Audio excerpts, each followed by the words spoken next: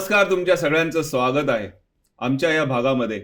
बोरकर्स media प्रस्तुत talk kaleidoscope, telling stories and spreading smile. October 2025 मध्ये मेलबर्नमध्ये एक मोठा कार्यक्रम आयोजित करण्यात आला होता, दत्तयाग. त्याच्यामध्ये 108 पेक्षा जास्त जोडप्यांनी सहभाग घेतला होता आणि त्या कार्यक्रमाचे ऑर्गनायझर्स आज आपल्याबरोबर गप्पा मारायला आपल्या स्टुडिओमध्ये आलेले आहेत. ऑस्ट्रेलिया हिंदू कम्युनिटी या संस्थेचे प्रेसिडेंट आदिती कीर्तने आणि 2 पुरोहित श्रीपाद दाते आणि संकेत सांगवीकर. नमस्कार. पुढचा लॉजिकल प्रश्न हा आहे की दत्तयागच का, किंवा आणि मग त्याचे काय बेनिफिट्स असं तुम्हाला घडावेत आपल्या कम्युनिटीमध्ये किंवा अनुभवावेत कम्युनिटीने असं वाटलं होतं त्यावेळेला? तेव्हापासून जेव्हा जेव्हा बघतोय ना मागं असे चक्र दिसतात, ऑरा दिसतात दोघांच्या मागं. काहीतरी म्हणणार. तो शाहरुख खानचा एक डायलॉग आहे, मला तो पाठ नाहीये, पण ते म्हणतात ना, कायनात में काय काय काय काय होता है तब कुछ कुछ. ते लिटरली त्या दिवशी शेवटी जेव्हा असं झालं, काय नाही तसलं काय नसतं. Are these the googlies you are talking about? I can neither confirm nor deny. म्हणजे अजून तरी तू आम्हाला निरुत्तर करशील असा प्रश्न नाही विचारलास.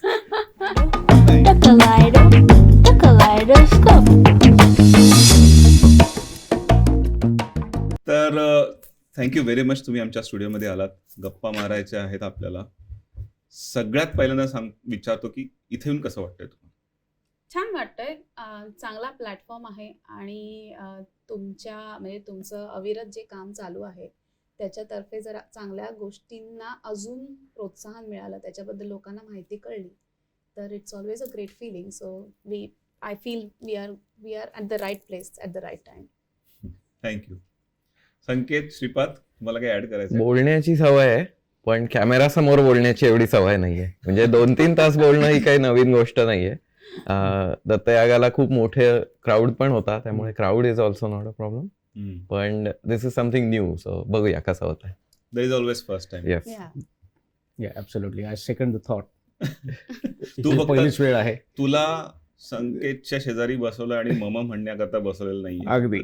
तुला तुझे वेगळे मंत्र वेगळे म्हणायचे. हो. नाही, पण एक स्क्रिप्ट समोर नाहीये. स्क्रिप्ट समोर नाहीये. एक्साइटिंग फिलिंग आहे, कारण पहिलाच पॉडकास्ट आहे. बोलायची तशी सवय आहे पौरोहित्याच्या माध्यमातून आणि इतर माध्यमातून, पण कॅमेरा समोर फर्स्ट टाइम बोलतोय, त्यामुळे कॅमेरा समोर नाहीये असं समजूनच गप्पा मारायच्या. आपण कुठेतरी बसलोय चहा प्यायला जण. आणि पहिला प्रश्न की दत्तयाग हा करावा आणि तो ह्या स्केलवरती करावा, हे कोणाच्या डोक्यात आलं पहिल्यांदा? इंटरेस्टिंग आहे. इंटरेस्टिंग. ऍक्च्युली आमच्या दोघांच्याही मनात अशी काही इव्हेंट नव्हती. खूप वर्षांपूर्वी मंत्र रिसायटल नावाचा एक ग्रुप मी सुरू केला होता. कोविड काळामध्ये 2-3 जणांनी, बापट काकांकडनं बरेच जण पूजा शिकून डॉक्टर जयंत बापट त्यांच्याकडून बरेच जण पूजा शिकून आम्ही एक व्हॉट्सअप ग्रुप बनवला होता. आणि त्या ग्रुपवरती असे मेसेजेस यायचे की कोणीतरी सिडनीमध्ये एक मंत्रा रिसॉर्ट रन करताय.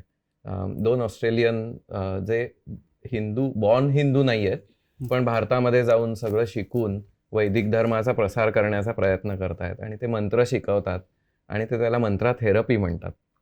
तर तेव्हा अशी चर्चा झाली की आपल्याला माहिती आहे की मंत्रांचा इफेक्ट होतो, मंत्र खूप पॉवरफुल असतात, त्यांचा सायकोलॉजिकल आणि स्पिरिच्युअल इफेक्ट असतो, पण आपण डेली प्रॅक्टिसमध्ये काहीच करत नाही. सो म्हणून मग त्यातून कल्पना आली की दर गुरुवारी आपण एकत्र भेटून मंत्र चॅन्टिंग करूया. त्याला मंत्रा रिसायटल असं नाव मी दिलं आणि मी तो ग्रुप चालू केला. तेव्हा 4च जण आम्ही असायचो. दर गुरुवारी आम्ही भेटायचो अर्धा तास. मग तो ग्रुप हळूहळू वाढत गेला. मग त्या ग्रुपमध्ये वेगवेगळे मंत्र मी शिकवत राहिलो.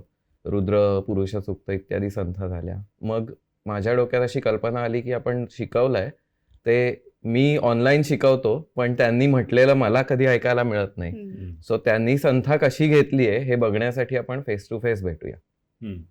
म्हणून सुरुवातीला छोट्या प्रमाणावर हवन, लक्ष्मी विष्णू हवन किंवा अशा स्वरूपाचे विधी आम्ही सुरुवात केली करायला. त्यातून लोक एकत्र यायला लागले. हवनामध्ये एक एक्साइटमेंट असते स्वाहाकारामध्ये, त्यामुळे तो ग्रुप वाढत गेला आणि मग काही काळानंतर श्रीपादशी माझी ओळख झाली आणि मग आम्ही कल्पना काढली की आपण त्याचं पुढचं स्टेज म्हणजे यागापर्यंत ते नेऊया. याग is a very massive stage. आपण मे बी थोड्या वेळाने डिस्कस करू की या ऍक्च्युली दत्तयाग म्हणजे काय किंवा याग म्हणजे काय. पण तिथून सुरुवात झाली आणि एक प्रिपेरेशन, आमचं एक फाउंडेशन क्रिएट झालं होतं की एक 80-100 लोकांना घेऊन याग करता येतो एवढा कॉन्फिडन्स आम्हाला दोघांना आला होता. आणि मग दत्तयाग तरी पण एवढे 240 म्हणजे 120 यजमान घेऊन 250-300 लोकांना घेऊन मोठ्या प्रमाणावर असं काही करावं असा विचार आमच्या मनात कधी आला नव्हता. सो ती एक इंटरेस्टिंग स्टोरी आहे. मे बी श्रीपाद शेअर करेल ती जास्त चांगली. झालं असं 2021-22 मध्ये जेव्हा आपण लॉकडाऊनमध्ये होतो, कोविड लॉकडाऊनमध्ये, तेव्हा संकेत नुकताच वेस्टला मूव्ह झाला होता आणि बापट काकांनी मला संकेतचा नंबर दिला होता.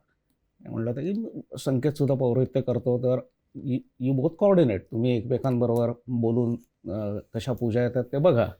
आणि it was meant to be just introductory call, 2 मिनिटाचा कॉल असेल, हाय हॅलो संकेत सांगवीकर श्रीपाद दाते, आणि इथं संपणार होता. त्याच्यातनं अग्निहोत्राचा एक असा एक कीवर्ड आपण म्हणतो ना, आपण एक क्यू म्हणतो, विषय निघाला आणि तो 2 मिनिटाचा कॉल आमचा 2 तास चालला. आणि त्याच्यावरून आपण काहीतरी हवन करू किंवा एखादा असं यज्ञकर्म करू अशी आयडिया तेव्हा आमच्या डोक्यामध्ये आली. आणि इन द मेन टाईम असं झालं, माझ्या बाबांचा अतिरुद्राचा संकल्प पूर्ण झाला होता, तर तो पूर्ण करण्यासाठी आम्ही रुद्रयाग केला होता. आणि दॅट वॉज द फर्स्ट याग वी डिड इन मेलबर्न. मग तेव्हा आम्हाला तो कॉन्फिडन्स आला की आपण याग करू शकतो. आणि त्याच्यानंतर एक 3-4 याग माझ्या घरी झाले. 2 रुद्रयाग झाले, 1 विष्णुयाग झाला, 1 गणेश याग झाला. आणि जेव्हा मग दत्तयागाची कॉन्सेप्ट आमच्या समोर आली तेव्हा आम्हाला एवढं त्याचं म्हणावं तसं प्रेशर आलं नाही, पण फक्त it was a massive initiative. मग त्या दृष्टीने आमची पावलं टाकली गेली. म्हणजे ती कॉन्सेप्ट, ते बीज तेव्हा रुजलं गेलं त्यावेळेला. बरोबर. ते नंतर त्याचा वृक्ष कसा फोफावला, म्हणजे नंतर की आपण 108 जोडप्यांना म्हणून ही संकल्पना कशी आली नंतर पुढे? तर झालं असं की पुण्यामध्ये एक संस्था आहे, तिचं नाव आहे श्रीपाद श्रीवल्लभ नरहरी प्रभू प्रतिष्ठान. तर त्यांच्यापर्यंत कुठून बातमी गेली की माझ्या बॅकयार्डमध्ये मोठं यज्ञकुंड आहे आणि तिथे असे बरेच मेलबर्नमध्ये याग करतो. बाहेरच्या मंडळींना मी सांगू इच्छितो की श्रीपाद दातेंच्या बॅकयार्डमध्ये एक मोठं यज्ञकुंड परमनंटली आहे तिथे. अगदी बरोबर. 100 विटांचं यज्ञकुंड आम्ही 4 वर्षापूर्वी बनवलं, ते मातीने सारवलं आणि ते अजूनही आम्ही ठेवलेलं आहे तिथे. हा पॉइंट लक्षात ठेवा, थोड्या वेळाने मी याच्यावरती येणार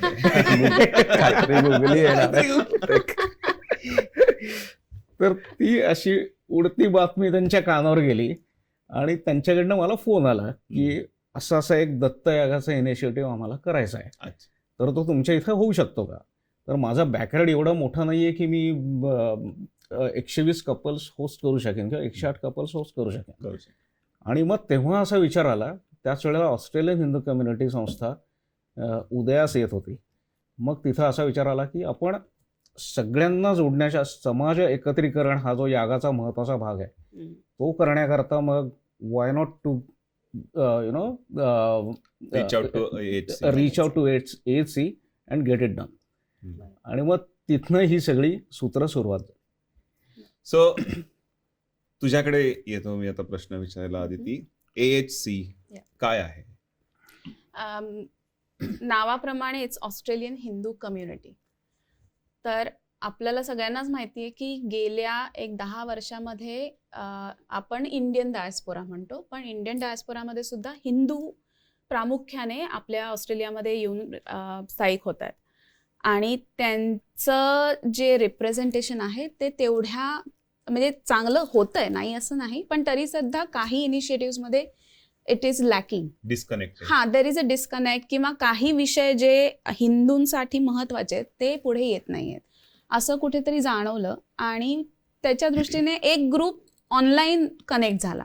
म्हणजे त्या ग्रुपमध्ये आता आय थिंक 350-400 लोक व्हॉट्सॲपचे ग्रुपमधले लोक आहेत की जे खरंच मनातनं चांगले हिंदू आहेत की ज्यांना जेवढं भारताबद्दल प्रेम आहे तेवढंच ऑस्ट्रेलियाबद्दल पण प्रेम आहे आणि काहीतरी कुठेतरी खुपतंय की नाही अजून काहीतरी वेगळं झालं पाहिजे किंवा हिंदूंचं रिप्रेझेंटेशन ऑस्ट्रेलियामध्ये चांगलं व्हायला पाहिजे, अशी ती सगळी कल्पना होती. आणि मग त्याच्यामध्ये असं झालं की पहिल्या त्या ग्रुपचं नाव काहीतरी वेगळं होतं. मग एकाने सजेस्ट केलं की आपण त्याला ऑस्ट्रेलियन हिंदू कम्युनिटी असं का नाही म्हणत, सिम्पल नाव which is actually what it is representing, and we all agreed.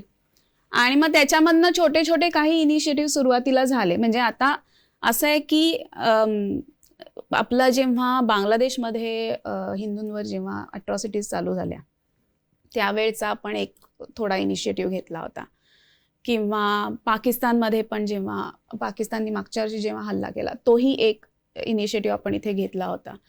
आणि त्याच्यात असं जाणवलं की लोक तरी सुद्धा कनेक्टेड होते, पण त्या व्यतिरिक्त आपल्याला ऑस्ट्रेलियात काय करता येईल हा एक महत्त्वाचा भाग होता. आणि त्याच्यात सुद्धा सगळ्या ऑर्गनायझेशन्समधनं रिप्रेझेंटेशन त्या ग्रुपमध्ये आहे. मग त्यांना एंगेज कसं ठेवायचं, त्यांना कसं आपण चांगल्या गोष्टींमध्ये इन्व्हॉल्व ठेवायचं, हा एक चॅलेंज असतो. नुसतं व्हॉट्सअपवर चांगले आर्टिकल्स सारखे पाठवून काही उपयोग नसतो, किंवा एखादा विषय घेऊन त्याच्यावर चर्चा करून उपयोग नसतो, पण त्या विषयांची मांडणी आपल्या लाईफमधनं कशी पुढे येईल हा कुठेतरी कन्सेप्ट होता. आणि जेव्हा श्रीपाद तो विषय घेऊन आला की दत्तयाग, की आम्हाला असं काहीतरी करायचं आहे, तर will AHC be interested in felicitating this, तर आम्हाला ते खूप छान वाटलं या कारणाकरता की आम्हाला असा कुठला तरी चांगला इनिशिएटिव्ह हवा होता की जेणेकरून लोक एकत्र एका ठिकाणी चांगल्या सद्भावनेने येऊन एक प्रार्थना करतील. आणि दत्तयागासारखा दुसरा हे नाहीच आहे, म्हणजे त्याच्या वेगळं काही सकारात्मक दुसरं काही असूच शकत नाही असं आम्हाला सगळ्यांना वाटलं कमिटीमध्ये. आणि आम्ही पण म्हटलं की ठीक आहे आपण प्रयत्न करून बघू, जर झालं तर परमेश्वराची कृपा आहेच, नसेल तर परमेश्वर सांगेल की अजून प्रयत्न करा, एवढंच. So that's how it started. आणि मग नंतर AHC ची तू प्रेसिडेंट आहे, आपण जरा डिटेलमध्ये बोलू थोड्या वेळानंतर what AHC stands for and त्यांचं काय अजून अजेंडा किंवा काही अजून इनिशिएटिव्ह आहेत. बरोबर.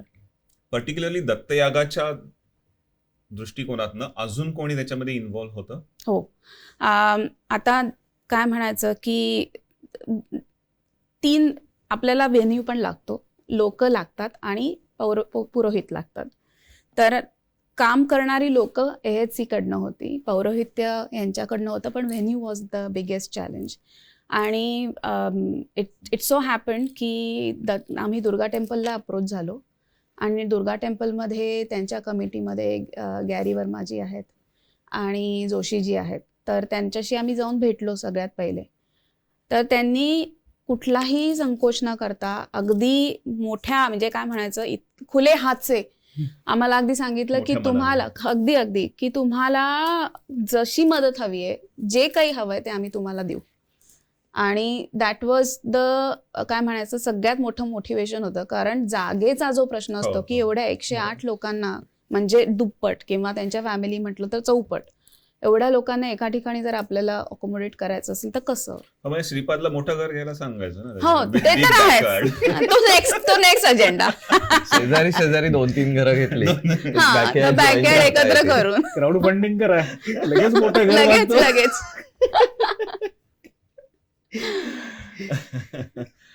नाही पण दुर्गा टेम्पलनी नंतर, कारण का जागा त्यांच्याकडे मोठी होती आणि त्यांच्याकडे यज्ञ म्हणल्यानंतर माझा पुढचा लॉजिकल प्रश्न आहे, आणि स्पेशली आपण भारताबाहेर ह्या लेवलचा ह्या स्केलचा यज्ञ करतो आहोत, तर त्याच्यामध्ये इथल्या अथॉरिटीजना की यज्ञ ही कॉन्सेप्ट समजावून सांगणं की आम्ही सेफली फायर वर्क किंवा फायर हँडल करू शकतो आणि आम्ही योग्य ते सेफ्टी प्रिकॉशन्स घेऊ, मेजर्स घेऊ, हे ह्या लॉजिस्टिकल अरेंजमेंट्स मध्ये कोणी पुढाकार घेतला आणि काय तुम्हाला चॅलेंजेस आले होते का त्याच्यामध्ये? चॅलेंजेस ॲज सच नाही आले, कारण दुर्गा टेम्पलनी स्वतः 2 वर्षापूर्वी असाच याग केला होता. अच्छा. तर त्यांच्याकडे तर कन्सेप्ट आहे 108 कुंडी हवन करण्याचं. छोटी कुंड असतात, ती कुंड छोटी असतात, पण ते एका कुंडाभोवती 3 ते 4 फॅमिलीज बसवतात. सो जेव्हा 108 कुंडी असतं तेव्हा त्यांची अपेक्षा असते की 300-400 तरी. हा म्हणजे तेवढ्या प्रपोर्शन. त्यामुळे त्यांनी तो एकदा ऑलरेडी केला होता. आणि त्यांच्याकडे सुद्धा जसं ह्याच्या घरी मोठं कुंड आहे तसं त्यांचे परमनंट 2 मोठी कुंड आहेतच. So they already had that setup. हा तर त्यांनी तेच सांगितलं होतं की तुम्हाला काही करायची गरज नाही. म्हणजे काही वेगळं लायसन टेम्पल असल्यामुळे हा, त्यांच्याकडे सगळ्या त्यांच्याकडे फायर परमिशन वगैरे आहेत ऑलरेडी. कारण आणि- सतत काही ना काहीतरी रिच्युअल्स चालूच चालू असतात असतात. कुठल्या ना कुठल्या फॉर्म मध्ये हवन. What was important and surprising for us की दुर्गा टेम्पलनी म्हणजे संकेत गुरुजी याग करू शकतायत ही एक वेगळी गोष्ट आहे, पण टेम्पलनी स्वतःचे पुरोहित असताना आम्हाला याग करण्याची परवानगी दिली ही खूप मोठी गोष्ट आहे. म्हणजे आम्ही अनेक टेम्पल्सना अप्रोच झालो, पण बऱ्याच टेम्पल्सचं ओपिनियन होतं की नाही आमचे गुरुजी याग करतील. पण दत्तयाग हा मराठी कम्युनिटीला पण खूप जवळचा आहे. म्हणजे दत्तात्रेय ही देवता म्हणून, श्री गुरु सद्गुरू म्हणून, पण आपल्या कम्युनिटीला ते खूप जवळचे आहेत. त्यामुळे दुसऱ्या इतर कुठल्या तरी पुरोहितांनी तो यज्ञ केला तर तो कसा होईल याची आम्हाला जाणीव नव्हती. सो म्हणजे मला आणि श्रीपादला दोघांची अशी इच्छा होती की तो आम्हाला स्वतःला करायला आवडेल, म्हणजे त्याच्यामध्ये काही कॉम्प्रोमाइज नाही होणार. सो जे काही शास्त्रोक्त सद्गुरूंकडून आम्ही शिकलेलो आहोत ते तसंच्या तसं एक्झिक्यूट व्हावं. जस्ट बिकॉज स्केल वाढली आहे म्हणून आपण त्याच्यात कॉम्प्रोमाइज केलेत आणि विधीत शॉर्टकट मारलाय असं आम्हाला नको होतं अजिबात. सो पहिल्यापासून दत्तयागाची थीम चालू करताना आम्ही अभिजित दादांना जेव्हा अप्रोच झालो, अभिजित भिडे आणि अदिती, तेव्हापासून माझं पहिल्यापासून हे ओपिनियन होतं की कुठल्याही प्रकारे विधीमध्ये कॉम्प्रोमाइज नाही झाला पाहिजे. नाहीतर मग आपण याग नको करूया, मग सिंपल काहीतरी रिसायटल, मंत्र रिसायटल किंवा प्रार्थना, आरती, मंत्रोच्चार, आवर्तन असलं काहीतरी केव्हाही करता येतं. पण यागाची स्वतःची एक सँक्टिटी आहे आणि ती मेंटेन करणं फार महत्वाचं आहे असं ओपिनियन माझं पहिल्यापासून होतं.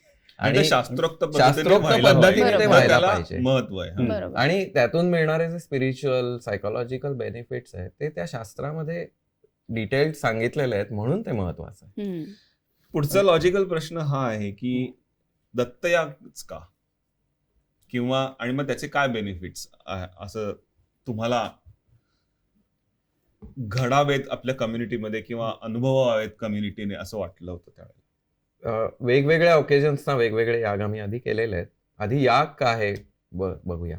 आपल्याकडे खूप उपासना पद्धती आहेत आणि कुठल्याही उपासना पद्धतीला हिंदू धर्मामध्ये त्याज्य मानलेलं नाही. म्हणजे माझीच उपासना श्रेष्ठ असा काही कॉन्सेप्ट आपल्याकडे नाहीये. मग कोणी नामजप करतं, कोणी ध्यान करतं, कोणी आरती करतं, कोणी पूजा करतं, कोणी काहीच करत नाही, कोणी निर्गुणाची उपासना करतं. आणि अगदी तुम्ही नास्तिक असलात म्हणजे देव आहे पण मी देवासाठी काही केलं पाहिजे असंही नाही, अशा स्वरूपाचे उपासना मार्ग सुद्धा आपल्याकडे फिलॉसॉफीज आहेत. आणि यज्ञ ही एक व्यवस्था आहे. यागाला सर्वोच्च उपासना मार्ग ऋषींनी मानलं. ऋषींना आपण द्रष्टा असं म्हणतो, म्हणजे देवर विजनरीज. सो का यागाला एवढं महत्व द्यावं, तर अग्नीचा presence in itself is so purifying. म्हणजे तू पण अनुभवला असशीलच की नुसती ती फायर एस्टॅब्लिश केली, तो अग्नी प्रस्थापित केला कीच मनाची शुद्धी व्हायला सुरुवात होते. आणि मग तिथून पुढे मंत्रांचा वापर करून तुम्हाला अशा एका लेवलला नेऊन ठेवण्याची पॉवर, शक्ती त्या यज्ञामध्ये असते की तुम्ही तो जो एक्सपिरियन्स घेता तो पुढे अनेक महिने, अनेक वर्ष तुम्हाला ती ऊर्जा देत राहतो. आणि म्हणून ऋषींना यागाचं एवढी भूल पडली, एवढं त्यांना त्याचं इम्प्रेसिव्ह वाटलं की त्यांनी त्यावर प्रचंड रिसर्च केला आणि यागाचं एवढं कौतुक ऋषींनी सगळ्या शास्त्रांमध्ये, वेदांमध्ये, वेगवेगळ्या ग्रंथांमधनं केलेलं आहे. आणि म्हणून याग, जेवढा याग मोठा तेवढं त्याचे बेनिफिट्स आणि इफेक्टिव्हनेस वाढत जातो. अनुभूती पण वेगळी. दुसरा ऍस्पेक्ट यागाचा सगळ्यात महत्वाचा आहे तो म्हणजे सोशल ऍस्पेक्ट. की बाकीची जी रिच्युअल्स, किंवा आता मी ध्यानाला बसलो किंवा ध्यानाचं एक वर्कशॉप घेतलं, त्याच्यापेक्षा खूप जास्त सोशल एंगेजमेंट यागामध्ये आहे. म्हणजे दत्तयागाचा ऑर्गनायझेशन मध्ये 65-70+ व्हॉलेंटियर्स इन्व्हॉल्ड होते आणि 400+ यजमान. ते जेव्हा त्या कुंडाभोवती बसले, याग सुरू होईपर्यंत त्यांना भरपूर वेळ होता, त्यांच्या भरपूर गप्पा झाल्या, सोशल कनेक्ट क्रिएट झाला. म्हणजे मला कित्येक जणांनी येऊन सांगितलं की मेलबर्नमध्ये एवढे लोकांशी मी कधीच कनेक्ट झालो नव्हतो. 40 लोकांचे नंबर लोकांनी एक्सचेंज केलेले आहेत. बरोबर. आणि हो. नुसतेच ते यजमान नाही तर यजमानाबरोबर त्यांची फॅमिली, मुलं, हम्म. आई वडील जे ट्रॅव्हल करणारे होते इथे, बरोबर. त्यामुळे तो आकडा खूपच मोठा मोठा. गेला. करेक्ट.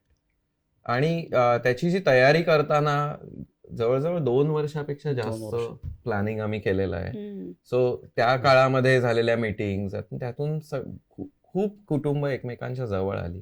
सो गीतेमध्ये जेव्हा यागाचं श्रीकृष्ण वर्णन करतात, याग ही काही अत्यावश्यक गोष्ट आहे असं नाही, कुठलीच उपासना अत्यावश्यक आहे असं नाही, पण प्रत्येक उपासने मार्गेतून काहीतरी बेनिफिट्स आपल्याला आहेत आणि म्हणून त्या दत्तयागाला चूज केलेलं आहे. आणि दत्तात्रेय हीच देवता का, तर जसं मगाशी सांगितलं, वेगवेगळ्या ओकेजन्सना वेगवेगळ्या देवतांचे याग केलेले आहेत. जेव्हा अधिक मास आला होता आम्ही विष्णू याग केला होता, रुद्रयाग आधी केलेले आहेत, गणेश याग.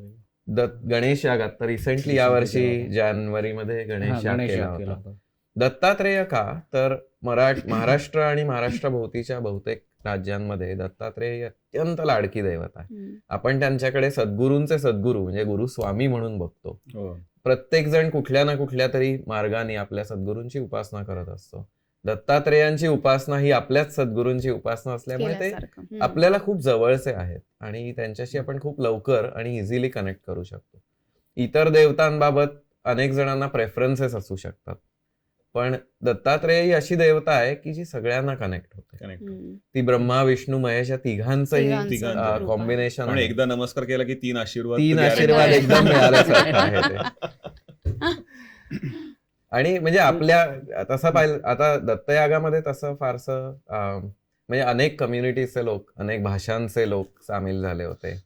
तोच माझा पुढचा प्रश्न होता हा. की मराठमोळी देवता, मराठमोळे ऑर्गनायझर्स, मराठमोळे पुरोहित, ठीक आहे Durga temple as a venue म्हणून की मराठमोळी नसेल ती संस्था, बरोबर.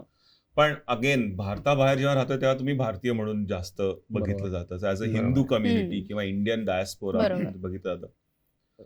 मग पुढे मराठी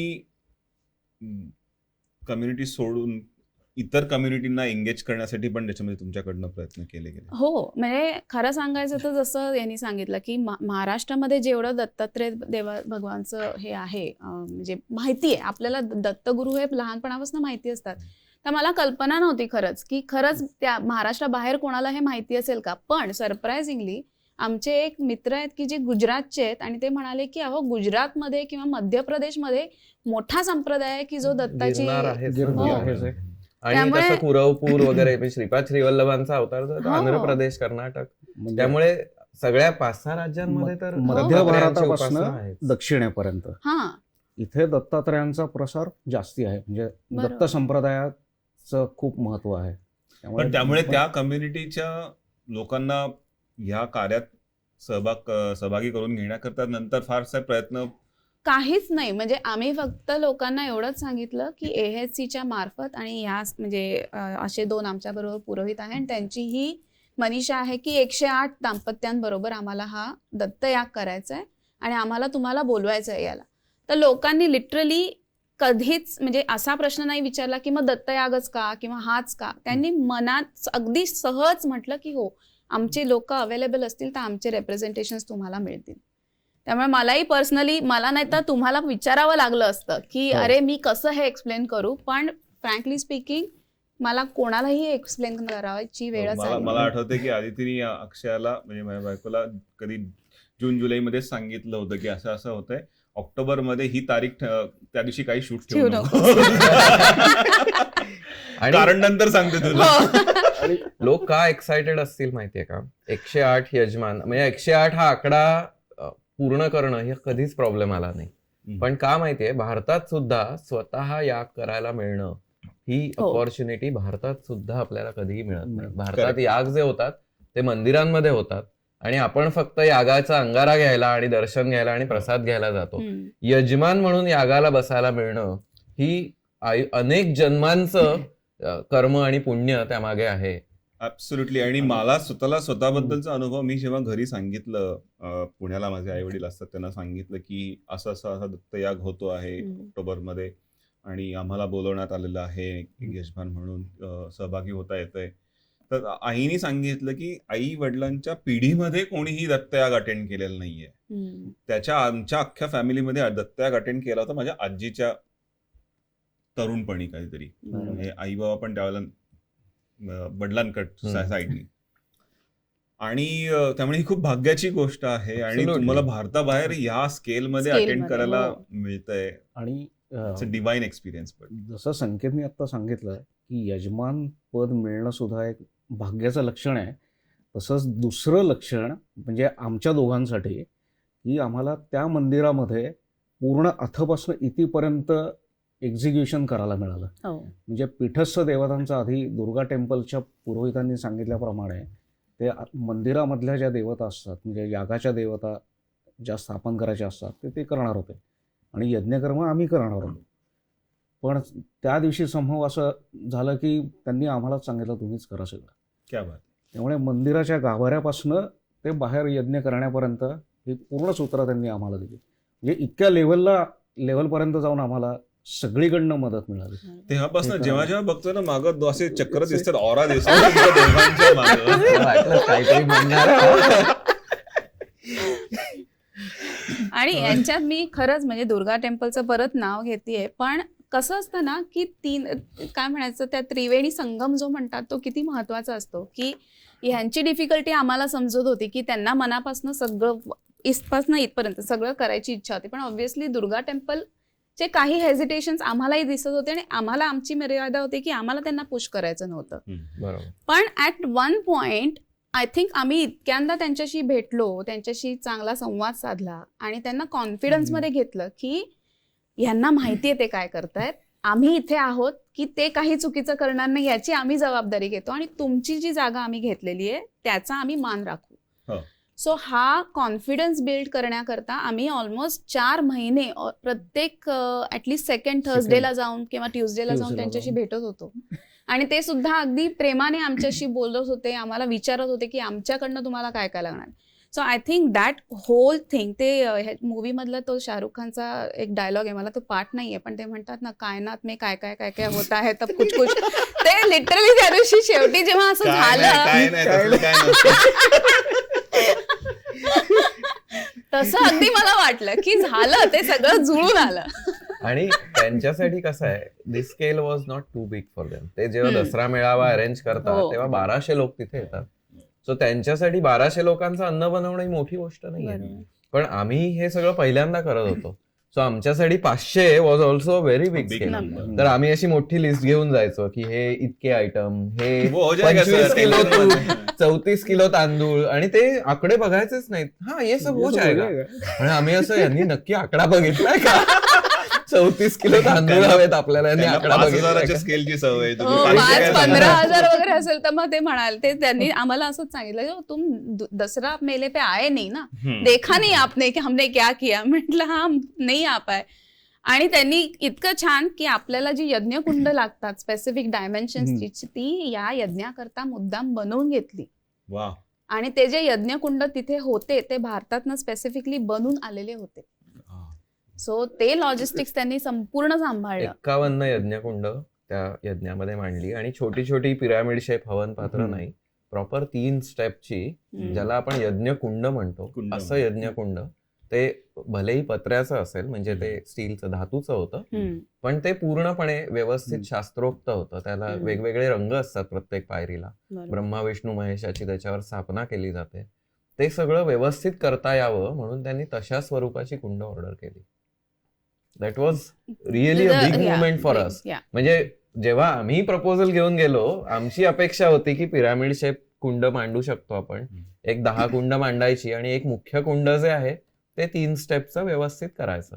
आम्ही अगदी एवढी बेअर मिनिमम अपेक्षा घेऊन गेलो होतो की एवढं तरी द्यावं. प्रत्येक आणि त्यांनी भरभरून दिलं नुसतं. प्रत्येक यजमानाच्या यादीमध्ये 5-5 विटा ऍड करायच्या घेऊन येताना.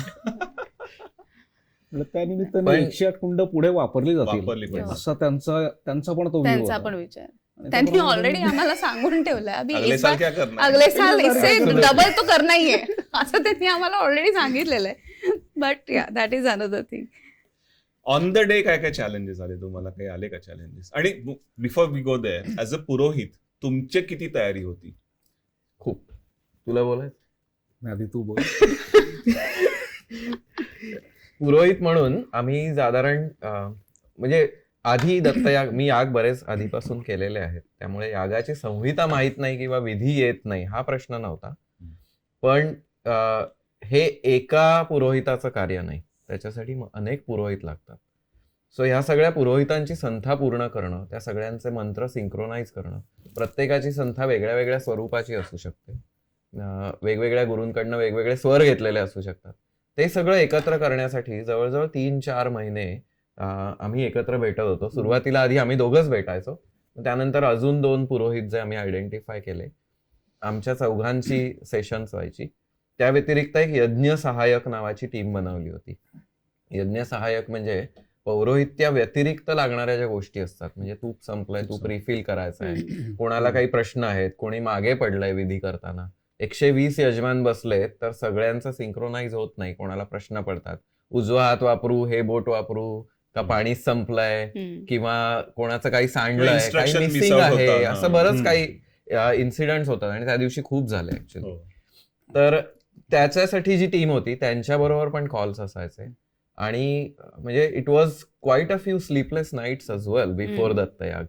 तर जवळजवळ 3 आठवडे, दत्तयागाच्या आधी 3 आठवडे तर खूपच तयारी करावी लागली, म्हणजे मुख्यतः संस्कृत मंत्रांची, आणि साऊंड सिस्टमवर ते मंत्र कसे वाटतील ह्याचा अभ्यास करणं हा देखील एक भाग होता.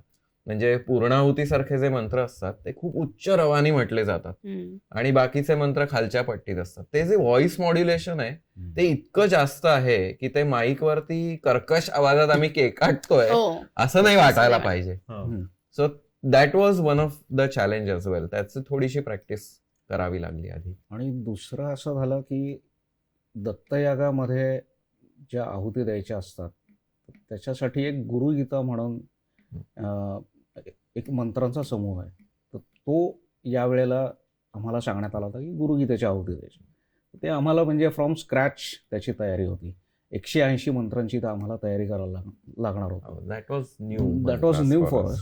म्हणजे जे दत्तयाग आधी आपण करतो त्यामध्ये दत्त सहस्रनामाच्या आहुती असतात, पण ते ज्या संस्थेचं श्रीपादनी नाव घेतलं त्यांचा संकल्प होता की गुरुगीतेच्या आहुती करायच्या. गुरुगीता ही स्कंद पुराणातनं येते, 185 श्लोक त्यामध्ये आहेत आणि त्यातले बरेच टंग ट्विस्टर्स आहेत. So it took a while. आम्हाला पण खूप वेळ लागला सुरुवातीला की ते न अडखळता म्हणणं ही एक गोष्ट झाली, पण जेव्हा स्वाहाकारामध्ये आपण मंत्र म्हणतो तेव्हा त्याचा स्पीड खूप जास्त असतो त्या मंत्रांचा. नुसतं श्लोक म्हणून म्हणणं आणि यज्ञाच्या स्वाहाकारात ते म्हणणं यात खूप फरक आहे. त्याच्यासाठी खूप प्रॅक्टिस. थिअरी आणि प्रॅक्टिकल मध्ये जेवढा फरक आहे तेवढाच. ॲब्सोल्युटली. दत्तयाग संहिता सुद्धा सगळ्यांना वापरता येईल अशा ह्यानी सुद्धा नोट्स काढून त्याच्या प्रिंट काढणं. म्हणजे जसंच्या जसं बुक मी तुला दिलं तर 100 पानांचं बुक तू म्हणशील की हे काय आपल्याला शक्य नाहीये. त्यामुळे एक 10 पानांचं अशी संहिता बनवली, अशा नोट्स बनवल्या की ऋत्विज म्हणून, म्हणजे यागामध्ये वेगवेगळे रिस्पॉन्सिबिलिटीज असतात, तर ऋत्विज म्हणून तुम्हाला कुठले मंत्र रिलेव्हंट आहेत ते ब्लू मार्क केले होते. दुसऱ्या पुरोहितांना जे रिलेव्हंट आहेत ते त्यांना त्यांच्या कलरनी मार्क करून दिले होते. म्हणजे मग कुठलीही गोष्ट मिस व्हायला नको त्या अँगलनी तशा नोट्स बनवल्या होत्या. आणि पुरोहित म्हणून तुम्हाला याच्यामध्ये असं तुम्ही काय आयडेंटिफाय केलं होतं की पुरुषांनीच पौरोहित्य करायचं किंवा स्त्रियांनी करायचं नाही, किंवा स्त्रियांनी पण केलं तरी चालेल, असं काही तुमच्यामध्ये थॉट प्रोसेस होती त्यावेळेला?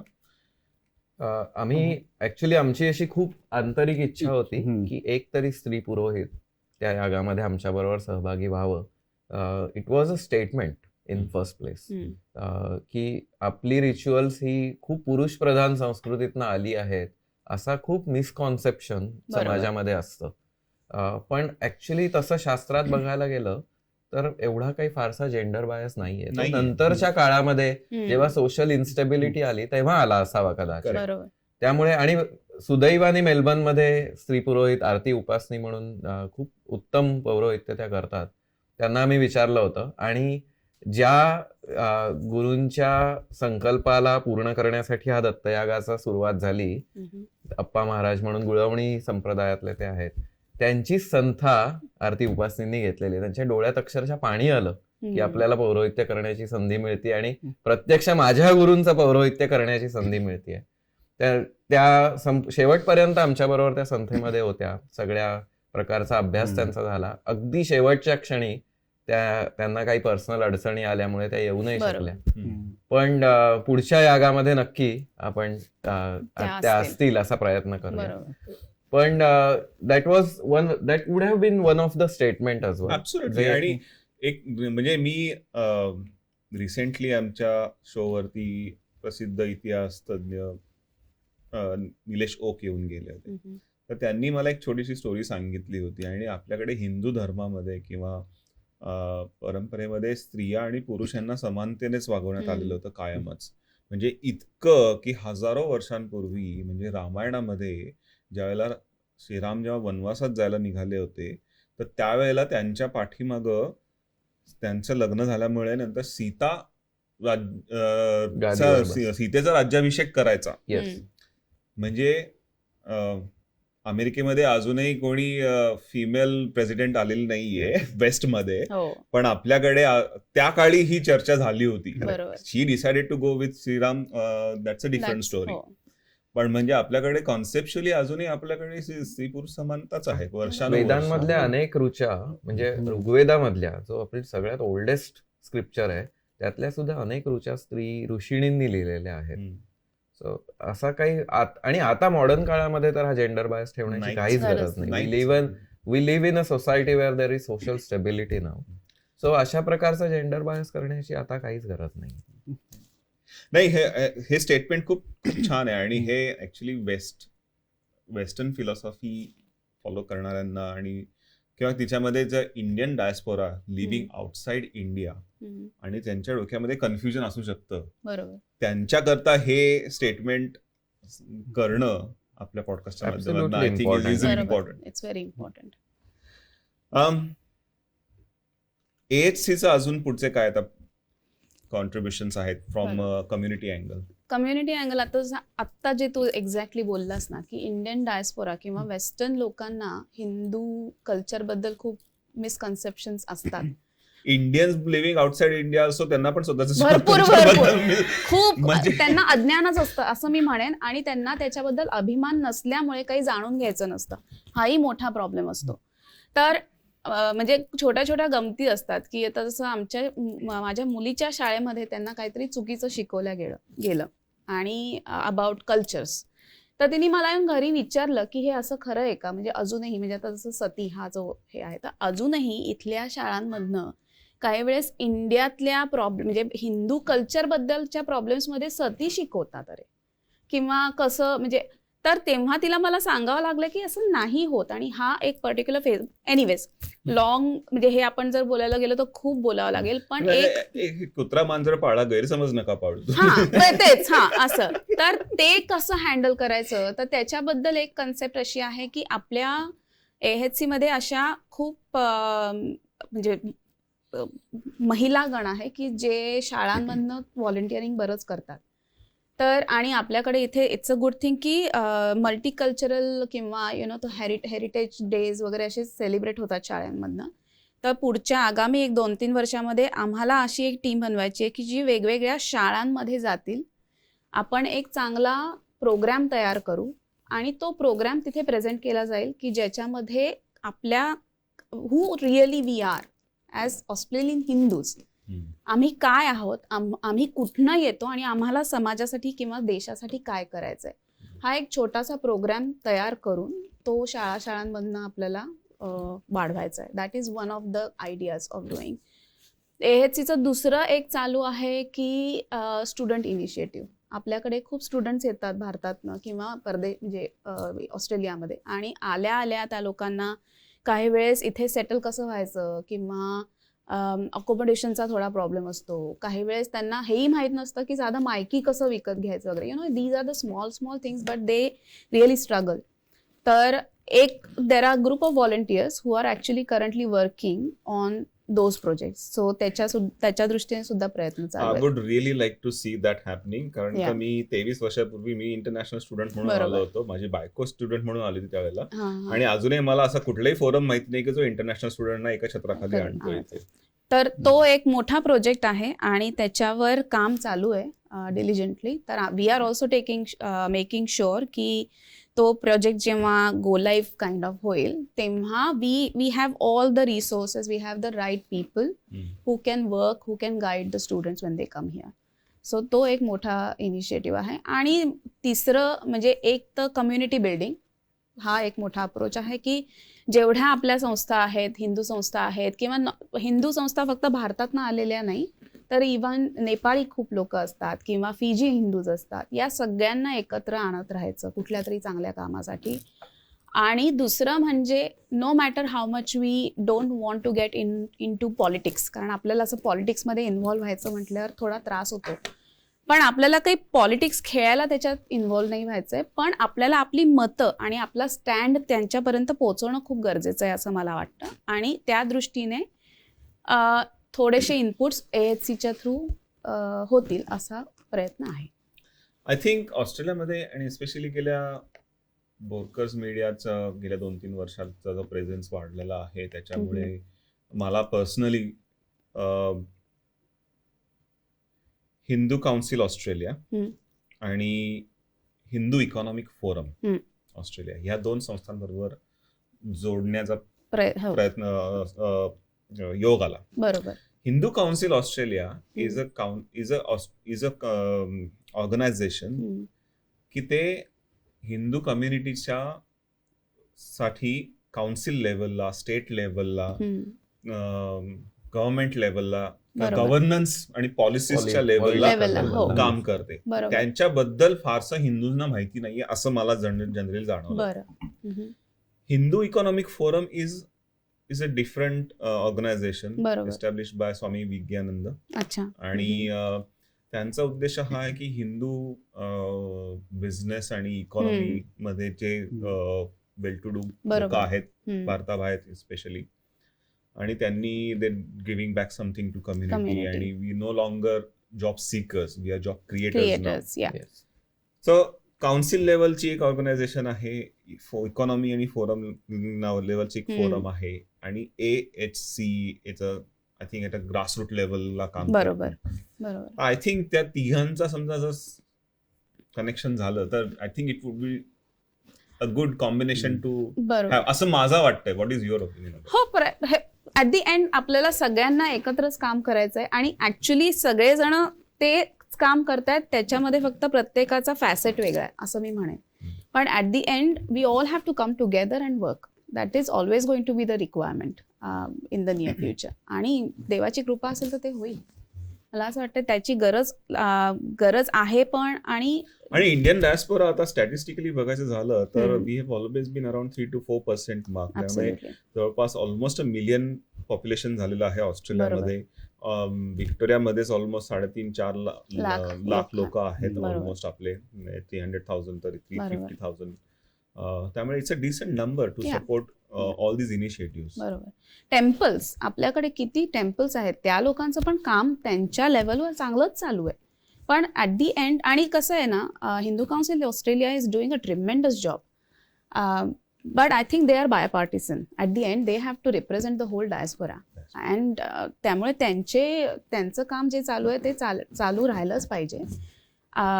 पण बाकी पण अशा संस्था पाहिजे की ग्रासरूटवर काहीतरी काम होणं, किंवा असे थोडेफार जर सेन्सिटिव्ह टॉपिक्स असतील की जे या ऑर्गनायझेशन्सना हँडल करणं शक्य नसेल किंवा त्यांच्या त्या गॅमेटमध्ये येत नसेल, तर मग कोण? मग may be AHC can be part of that. हां. आणि इट्स ओके, म्हणजे we all are trying, we are trying, we are growing and we are learning every time. Infancy stage आहे, अजून 1-2 वर्षाचंच बाळ आहे आपलं इथलं कम्युनिटी वाईज लेवलचं. त्याला अजून मोठं करायचं, तोपर्यंत भरपूर संगोपनाला कष्ट लागणार. आता तो असा मातीचा फुटूक गोळा आहे. आता त्याच्यामध्ये ते असे डोळे करायचे का, कान काढायचे का, केस हे करायचे का, हा आता moulding is still going on and we will learn a lot through it. But it's all about the people we have. ह्याच्यामध्ये तुला मग कम्युनिटी मधल्या कोणा दिग्गजांचं सहकार्य किंवा पाठबळ किंवा आशीर्वाद किंवा गायडन्स मिळतोय? सगळ्यात महत्वाचं तर अभिजितजी भिडे. ते गेले अनेक वर्ष, मी असं म्हणेन की ऑलमोस्ट 18-19 वर्ष मेलबर्नमध्ये अनेक वेगवेगळ्या गोष्टीं थ्रू समाजाचं काम करतायत. आणि फॉर मी इन पर्सनली पण मी असं म्हणेन की he is my guide in Australia. So त्यांच्याबरोबर मी खूप शिकते. त्यांचं तर सतत मार्गदर्शन असतंच. आणि बाकी आता आमच्या कमिटीमध्ये सुद्धा जसं जे कोणी इन्व्हॉल्व झालेले आहेत ते सगळेच त्यांच्या त्यांच्या लेवलवर त्यांनी कुठेतरी काम केलेलं आहे. So we have a strong team of 8 core members and then टोळीच आमची 22-23 लोकांची आहे. तर त्यामुळे असे तर आहेच. पण अभिजित दादा, मी असं म्हणेन की अभिजित दादा इज अवर दादा. नॉर्थ स्टार दादा. तुमचा उत्तर ध्रुव आहे. येस. आम्ही फक्त दादाच म्हणतो. आम्ही त्यांना दादा म्हणतो. ते आमचे दादा आहेत.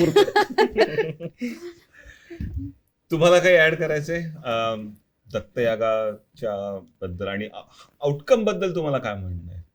की मी स्वतः तो अनुभव घेतला होता.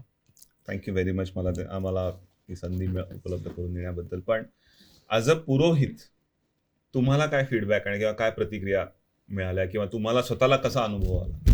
प्रतिक्रिया तर पॉझिटिव्ह येतात आणि I wasn't surprise about that. पण म्हणजे आम्ही जेव्हा पौरोहित्य करतो ते पौरोहित्य यजमानासाठी नसतं, ते वेदांची सेवा म्हणून असतं. त्यामुळे व्ह्यू पॉइंट असा असतो की ज्या देवतेची आपण उपासना आणि सेवा करतो आहोत ती आपल्याकडून परफेक्ट होतीये का नाही. प्रत्येक जण आपापल्या कर्माकडे जर बघेल तर ते आपोआप सगळं छानच होतं.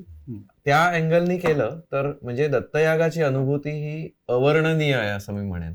म्हणजे शेवटी जेव्हा सगळी आरती होऊन नंतर तो दत्ताचा विग्रह पुन्हा आतमध्ये यज्ञशाळेतून पुन्हा मंदिरामध्ये जेव्हा मी घेऊन जात होतो तेव्हा ते जे फिलिंग होतं ते मी शब्दात व्यक्त नाही करू शकत आणि मी करणार पण नाही शब्दात व्यक्त. ती जी अनुभूती असते त्या अनुभूतीसाठी यज्ञ करायचा असतो. म्हणजे बऱ्याच जणांनी येऊन आम्हाला सांगितलं की जेव्हा जलयात्रा म्हणजे जेव्हा दत्तात्रेयांचा विग्रह यज्ञशाळेत आणण्यात आला यज्ञाची पूर्णाहुती झाल्यानंतर आणि वाद्यांच्या गजरामध्ये शंखाच्या आवाजामध्ये जेव्हा तो विग्रह हळूहळू हळूहळू सरकत येत होता तेव्हा लोकांच्या अंगावरती अक्षरशः काटा आला होता.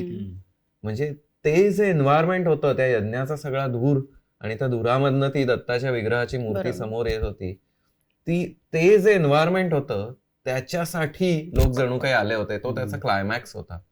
तो अनुभव वर्षानुवर्ष लोकांच्या लक्षात राहील इतका तो दिव्य अनुभव असतो. आणि त्या अनुभवासाठी आपण तिथे जातो. तो अनुभव मनाच्या लेवलला असतोच पण तो आपल्या आतमध्ये डीप रूट लेवलला जातो. म्हणजे मनाच्या आतमध्ये विज्ञानमय कोश असतो. म्हणजे आपलं इंट्युशन किंवा क्रिएटिव्हिटी जिथून जनरेट होते जिथे आपलं विजडम असतं त्याच्या आतमध्ये आध्यात्मिक कोश म्हणजे आनंदमय कोश असतो. तिथपर्यंत जाण्याची शक्ती या मंत्रांमध्ये असते. सो तिथून ती अनुभूती आपल्याला येते.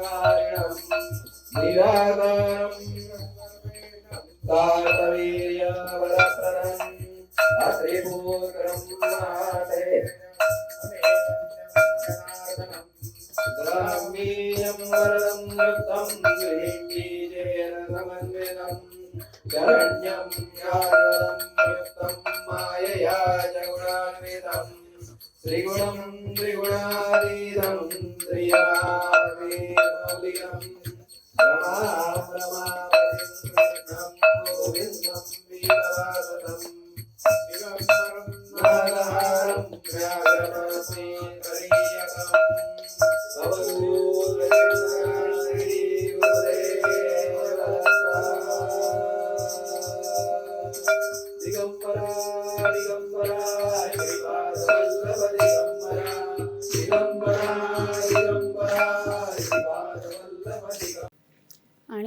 AHCच्या तर्फेचं मी एक याच्यामध्ये असं म्हणेन की कमिटी किंवा टोळी मधली जी लोक होती, तर ऑब्व्हियसली दत्तया करायला मिळणं हा जसा एक खूप मोठा म्हणजे त्यातलाच एक मोठा पार्ट झाला. पण व्हॉलेंटियर्सपैकी ज्यांना सांगितलं गेलं की तुम्ही व्हॉलेंटिअरिंग करणार आहात, त्यांनी ते इतकं मनापासनं केलं. आणि आमच्याकडे जे 70 ते 80 व्हॉलेंटियर्स होते, they were attending meetings almost every week for 3-4 months. आणि मग शेवटच्या 2 आठवड्यात एव्हरी अल्टरनेट डे आणि शेवटच्या 1 आठवड्यात ऑलमोस्ट एव्हरी डे. आणि त्याच्यामधलं सुद्धा जे नियोजन होतं ते इतकं चपखल होतं. म्हणजे जसं ह्यांनी बॉक्सेस बनवायला सांगितले होते की आमचा जो प्रयत्न होता की तिथे जे लोक येतील त्यांच्या हातात सगळं त्यांना अवेलेबल पाहिजे. मग त्याची लिस्ट काय असेल, मग त्याच्यात काय काय असेल, मग ते कसं सॉरी नाही तुम्हाला स्टोरी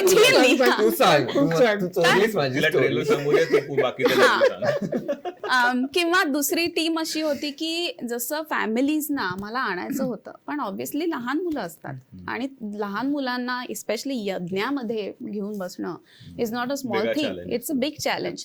तर बऱ्याचशांनी आम्हाला तेच विचारलं की अहो आम्हाला यज्ञ करायला आवडेल पण लहान मुलांना कसं मॅनेज करायचं. तर वी सेड की दॅट्स फाईन. आमच्याकडे असेही व्हॉलेंटियर्स आहे की ज्यांना चाइल्ड केअरचा अनुभव आहे किंवा प्रायमरी स्कूलिंगचा अनुभव आहे, तर we will make sure that your kids are looked after.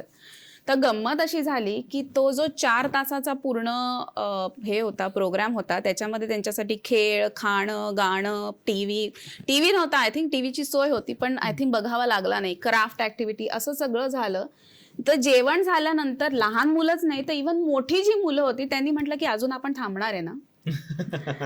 तर असं इतकं त्यांनी ते एन्जॉय केलं. So they didn't want to go. So मी असं म्हणेन की याग चांगला होणं आणि आई वडिलांना मन शांत ठेवून तिथे बसण्याचं कॉन्फिडन्स आम्ही देऊ शकलो की तुमची मुलं ही सुरक्षित आहेत, they are looked after and they are well entertained, so they are not missing in. 65 Yeah, we had 65 kids in total.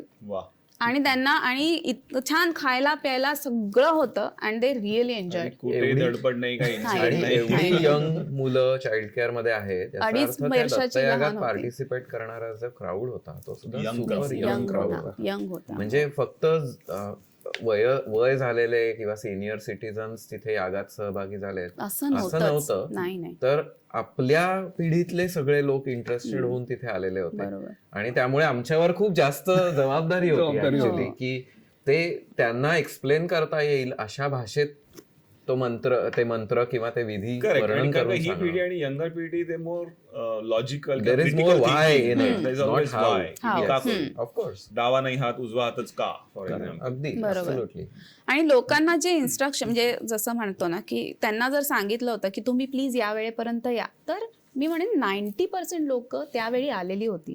त्यांना जशी म्हणजे आता जसं म्हणजे जसे कपडे घालायला पाहिजे होते किंवा काय करणं गरजेचं होतं, ड्रेसिंग कोड जे काय होता, एव्हरीबडी वॉज फॉलोईंग एव्हरीथिंग. आणि त्याच्यामुळे आमचं काम खूप सोपं झालं.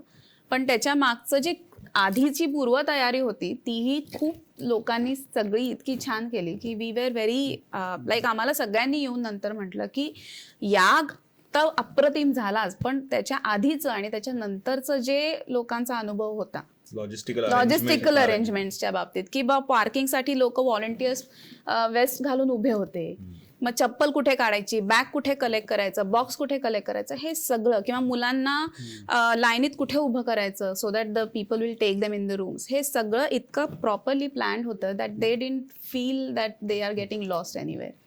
आणि I think as an organization that is one of the achievements, success efforts for us, and I think that's श्रीपादला काहीतरी जबरदस्त अगदी गोष्ट सांगायचंय. आवडली. कारण बोली तो सर. म्हणजे यागाचा एक वेगळा पर्स्पेक्टिव्ह सांगतो. म्हणजे इट्स अ व्हेरी युनिक आणि इनफॅक्ट त्याच्यात जास्त इंटरेस्ट घेतला. आता मी स्वतः फायर फायटर आहे, मी CFA बरोबर व्हॉलेंटिअर करतो आणि अटेंड फायर कॉल्स. तर आता जेव्हा आपण ऑस्ट्रेलियामध्ये आहोत, आता यज्ञ संस्था ही भारतामध्ये जर आपण बोललो तर त्याच्यामध्ये काही असं वावगं वाटणार नाही, कारण आपल्याला सगळं माहिती आहे. पण तुम्हाला इकडच्या लोकांना यज्ञ संस्था म्हणजे काय हे जर सांगायचं असेल तर 2 प्रकारचे अग्नी असू शकतात. म्हणजे एक पावक अग्नी आणि एक विध्वंसक अग्नी. तर आता इकडच्या लोकांना फक्त नाश करणारच अग्नी माहिती आहे, बुशफायर्स फक्त माहिती आहे. तर तोच अग्नी आपण शास्त्रोक्त पद्धतीने त्याचं आवाहन करून जर स्थापित केला तर त्याच्यातनं जे काही मिळणारे बेनिफिट्स आहेत ते मल्टिफोल्ड बेनिफिट्स आहेत. हे या म्हणजे एस्पेशली आमचा असा प्लॅन होता, आपण CFAचे जे आमच्या डिस्ट्रिक्टचे जे ऑफिशियल्स आहेत त्यांना बोलवणार होतो आम्ही. पण अनफॉर्च्युनेटली प्री समर सीझन चालू झाल्यामुळे दे कुडंट कम. पण that was one of the objective की आता इकडे ॲबोरिजिनल्समध्ये सुद्धा फायर रिच्युअल्स होता, स्मोक सेरेमनी. तर तसं आपल्या ह्याच्यामध्ये सुद्धा आपण कोणत्या प्रकारे ही रिच्युअल करू शकतो, that was a main thing we wanted to म्हणजे आम्ही ऍक्च्युली इन्व्हाइट पण केलं होतं ॲबोरिजिनल ग्रुप्सना to perform their smoke ceremony. पण एकतर timing was a critical part की आपल्याला ते स्पेसिफिक वेळेत सगळ्या गोष्टी करायच्या होत्या आणि आम्हाला प्रॉपर अशी ऑर्गनायझेशन नाही मिळाली की जे संपूर्ण म्हणजे त्यांचं, कारण स्मोक सेरेमनीच्या आधी पण आणि नंतर पण काहीतरी करायचं असतं, तर तसं ते जुळून यावेळेस नाही आलं. आपलं जसं 3-3.5 तासाचं रिच्युअल आहे तसं त्यांचंही लार्ज रिच्युअल आहे. म्हणजे आपण जसे अग्नीची उपासना करतो तसे इथले अबोरिजिनल सुद्धा अग्नीची उपासना करतात, त्याला ते स्मोक सेरेमनी म्हणतात. सो इथल्या लोकांसाठी, इथल्या समाजासाठी अग्नी हा पवित्र असतो ही भावना एस्टॅब्लिश करण्यासाठी त्या दोन्ही मध्ये समान धागा आहे पाहिलं तर.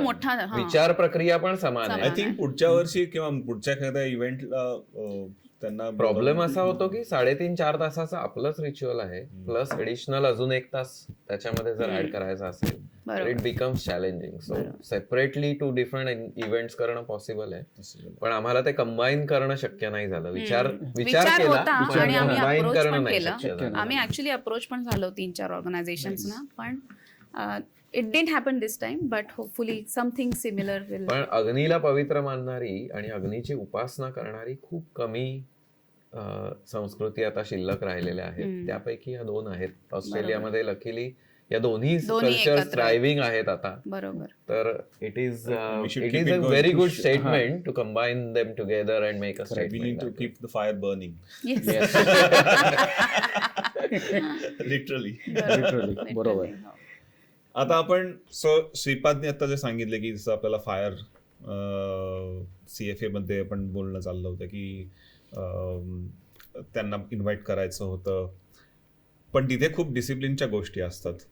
तुम्हाला काही ऍड करायचे, कारण का तो इव्हेंट जो झाला होता ऑक्टोबरमध्ये तो अमेझिंगली डिसिप्लिन्ड इव्हेंट होता. येस, म्हणजे यागाची जेव्हा कॉन्सेप्ट पहिल्यापासून आला तेव्हापासून डिसिप्लिन, त्याला संस्कृतमध्ये मी व्रत हा शब्द वापरतो. आपण व्रताकडे फार वेगळ्या अँगलनी बघतो, पण व्रत म्हणजे शिस्त आहे बेसिकली. कुठल्याही प्रकारची शिस्त स्वतःला अंगी बाळून घेणं म्हणजे व्रत आहे. म्हणजे मी रोज सकाळी उठून व्यायामाला जाईन हे सुद्धा व्रत आहे. तर तशा प्रकारे आपण जेव्हा टेम्पलमध्ये जातो आणि बाहेर शूज काढलेले बघतो आणि ते लोकांनी कसेही काढलेले असतात, आणि हजारो किलोमीटर लांब येऊन जिथे आपण शिस्तबद्ध अशा समाजात राहतोय तिथे सुद्धा मंदिराच्या बाहेर काही आपल्याला शिस्त येत नाही. त्यामुळे पहिल्यापासून आमचा हा पॉइंट होता की जर आपली शिस्त जी आहे ती मंदिराच्या दारात सुरू होते, भक्ती द्वारात जायते व्रतेनं लियते. म्हणजे ती भक्ती जी आहे ही आपल्या मंदिराच्या दारात सुरू होते आणि ती शिस्तीनेच वाढते. त्यामुळे तिथे तुम्ही जर यागाच्या वेळेला बघितलं तर सगळ्यांचे शूज एकदम व्यवस्थित लाईनीत काढलेले होते, प्रत्येकाला रजिस्ट्रेशन दिलेलं होतं, त्यांना बॉक्सेस दिलेले होते, प्रत्येकाच्या बॉक्समध्ये एक चेकलिस्ट होती की कोणाच्या बॉक्समध्ये काय आहे. थोडंफार इकडे तिकडे झालं, काही बॉक्सेसमध्ये काही गोष्टी मिसिंग होत्या, इन्सिडेंट्स होतात, पण संपूर्ण शिस्तीत होतं. आणि दुर्गा टेम्पलनी सुद्धा ते अॅक्नॉलेज केलं की जेव्हा सगळी सगळा विधी पूर्ण झाला, सगळ्यांची जेवणं झाली आणि लोक गेले, त्याच्यानंतर ते संपूर्ण हॉल आवरून आम्ही तिथनं गेलो. जेव्हा आम्ही गेलो तेव्हा तिथे लिटरली काहीही नव्हतं, बरोबर. जसं काही तिथे इव्हेंट झालीच नाही. एवढ्या लेवल पर्यंत आम्ही क्लिनिंग करून गेलो. वा. ती जी शिस्त होती ती दुर्गा टेम्पलच्या सुद्धा लक्षात आली. हो, जोशींनी स्पेसिफिकली येऊन येऊन सांगितलं की केलं. कॉम्प्लिमेंट केलं तेव्हा. खूप म्हणजे 2-3 वेळा एक्नॉलेज केलं त्यांनी.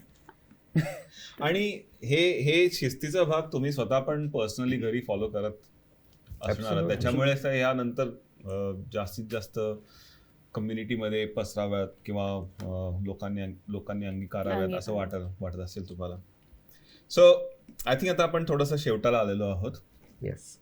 शेवटची आता काही मिनिटं आपण तुम्हाला म्हणजे आमच्या प्रेक्षकांना तुम्हाला तुमच्या पर्सनल लाईफ बद्दल जाणून घ्यायला आवडेल. Are you ready? Maybe. Are these the googlies you are talking about? I can neither confirm nor deny. म्हणजे अजून तरी तू आम्हाला निरुत्तर करशील असा प्रश्न नाही विचारलास. नाही So, बहुतेक येईल माझा कदाचित तो आता. उद्देश नाहीच आहे ना की नाहीये. दिस इज नॉट अ चढाव. हो, म्हणजे बरोबर. आपण give and take. This is गप्पा आहे. गप्पा. This is like a badminton. तुमचं टॉसिंग चाललेलं आहे, थोडं तू मा थोडं मी. नाही. सो कमिंग बॅक टू मी काही तुम्हाला प्रश्न पाठवले होते आणि त्याची तुम्ही उत्तरं दिलीत. Thank you very much. तर त्याच्यामध्ये मी एक इलेव्हेटर पिच म्हटलं होतं की जेणेकरून की एखाद्या महत्त्वाच्या व्यक्तीला जर तुम्हाला शॉर्टमध्ये इंट्रोडक्शन करून द्यायचं असेल तर तुम्ही काय ओळख करून द्याल स्वतःची? तुम्हाला आठवतात का तुम्ही दिलेली उत्तरं? May be. Parts of it. पाठांतर नाही झालं. श्रीपादने सांगितलेलं आहे उत्तर लिहिताना रात्रीचा 1:30 वाजला होता. त्यामुळे त्यातलं किती आठवतंय माहिती नाही. एकदा लिहिलं की ते आलेलं आहे. आलेलं आहे, आता ते माहित नाही. दिस विल बी त्यांनी युज्ड माझं फॉर नाव ट्रेनिंग अँड घेतलेलं आहे. Coaching purposes. Disclaimer is there. So त्याच्यामधनं मला पॉईंट एवढाच करायचा, there is no question is such. मला प्रश्न एवढाच पॉईंट एवढाच करायचा आहे की श्रीपादने सांगितलं I will keep my introduction brief limited to my work and community. पण त्यांनी ऍक्च्युअल इंट्रोडक्शन दिलेलंच नाहीये. त्यांनी काय देणार ह्याच्याबद्दल सांगितलं. आदितीने एवढंच सांगितलं की मी genuinely I am a nice person.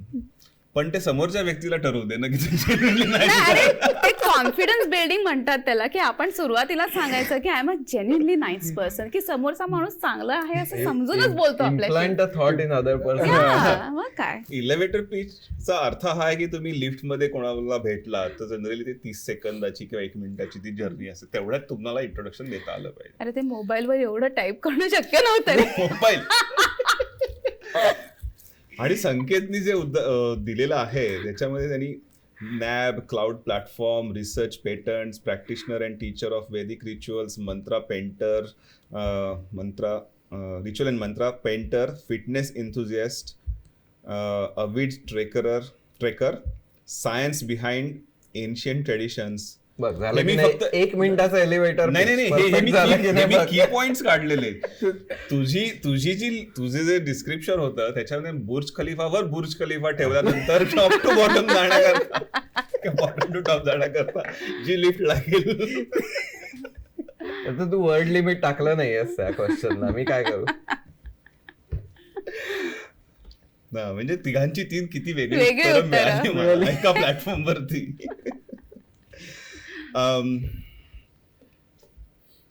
Maybe coming back to another question की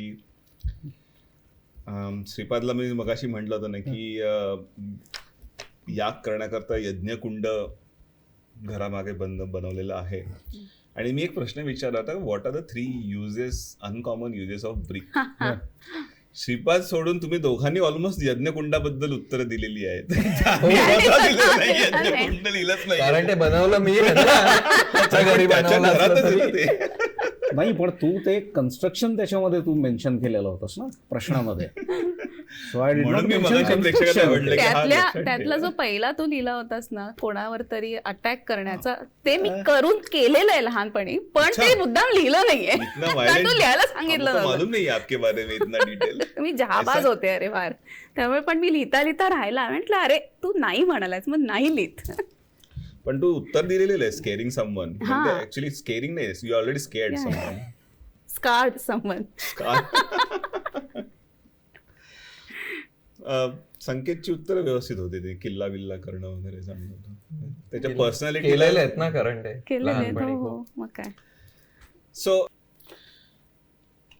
पुढचा एक प्रश्न तुम्हाला विचारतो. आय नो की माझ्याकडे उत्तरं आहेत, पण काही which phone app do you think you use the most?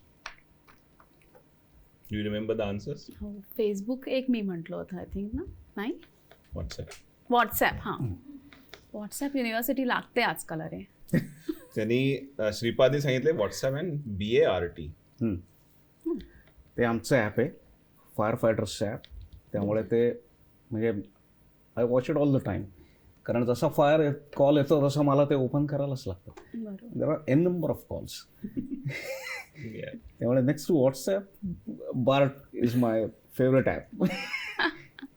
तुला आठवतंय? गुगल मॅप्स सगळ्यात जास्त ते वापरतो, कारण लोकांना दिशा दाखवता दाखवता पौर्वत्यासाठी सगळ्यात जास्त प्रवास करावा लागतो. मला वाटलं की लोकांना दिशा दाखवता दाखवता स्वतः जागेवर वेळेवर पोहोचणं आणि योग्य ठिकाणी पोहोचणं याचं काम गुगल मॅप करतं. दर विकेंडला गुगल मॅप्स लागतो. आणि नियर बाय प्लेसेस शोधायला पण खूप वापरतो. व्हॉट्सअप मी एवढं वापरत नाही. बहुतेकांचं कंप्लेंट असते की 2-2 दिवस तू मेसेज बघत नाहीस, ब्लू टिक येत नाही आम्हाला. मी त्याच्यातलंच एक आहे कंप्लेंट करणारा. माझ्या मते आपण आता थांबूया इथे. तुम्हाला 2 मिनिटं मी वाटल्यास देतो की तुमचं पर्सनल इंट्रोडक्शन द्यायला, की तुम्ही पौरत्य करता, तू कम्युनिटीसाठी काम करतेस, पण तुमचं 9 to 5 काय आहे? जॉब आहे की तुम्ही काय कशा पद्धतीचं काम करता? तुम्ही start with Shripad. 9 to 5 me IT professional आहे. कम्प्युटर सायन्समध्ये इंजिनिअरिंग झालं माझं. So my primary job profile is IT. So that's my 9 to 5. IT professional आहेस, तू फायर फायटर आहेस, तू Yes. पुरोहित पण आहेस. हो, मी JP पण आहे, justice of peace. Justice of the peace. मी नॅबमध्ये प्रिन्सिपल इंजिनियर म्हणून जॉब करतो. IT प्रोफेशनल आहे. बरीच वर्ष IBMच्या सॉफ्टवेअर लॅब्समध्ये होतो. दॅट्स वाय मी तिथे एलिव्हेटर पिच म्हणून लिहिलं होतं की पेटंट्स पुष्कळ फाईल केलेली आहेत. तुझ्या नावाने किती पेटंट्स आहेत? 5 पेटंट्स फाईल्ड आहेत आणि 3 पब्लिश्ड आहेत. आणि कुठल्या विषयात? IBM has sold a few patents as well and they earned money on it as well. Royalty पण मिळालेली आहे त्यांना त्यावेळीच. मोस्टली सगळी patents cloud management, network storage, domain related research जो आम्ही केला होता, काही युनिक अल्गोरिदम्स लिहिले होते त्याच्याशी रिलेटेड आहेत. आणि अजून सुद्धा मी क्लाउड मॅनेजमेंट रिलेटेडच गोष्टी बघतो. मधला काही काळ मी एका स्टार्टअपमध्ये होतो जिथे रिटेल मॅनेजमेंटसाठी एक प्लॅटफॉर्म बिल्ड करत होतो मी. आणि that's the 9 to 5 job basically.